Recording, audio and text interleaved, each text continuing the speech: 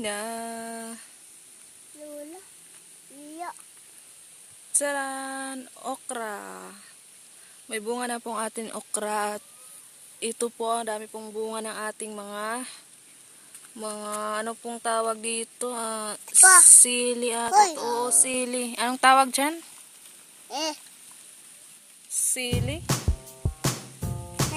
Lola. Napakahangin po dito sa aming paligid at ayan, doon po nakatanim ang aming mga mani. Ayan.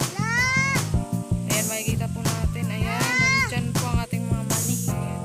So, ngayon is pupuntahan naman natin ang ating mga, ayan. Ito po ang ating mga, hindi ko po alam kung anong tawag sa, comment nyo na lang po kung anong tawag dyan.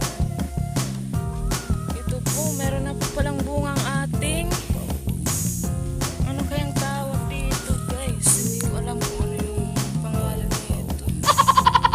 Ano kayang pangalan nito guys? Ito pong kanyang dahon.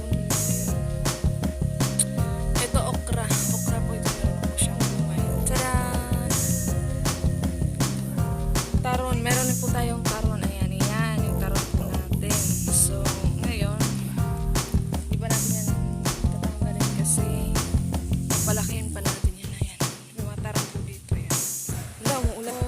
Hindi din naman po kita sitaw po ini. Sitaw. Ayan. Wala na po yung bunga. Kaya panuha na pong bunga. Palaya po inihiya. Palaya. Wala po yung bunga kay kaon na ito. So, ito po ang aming mga patola.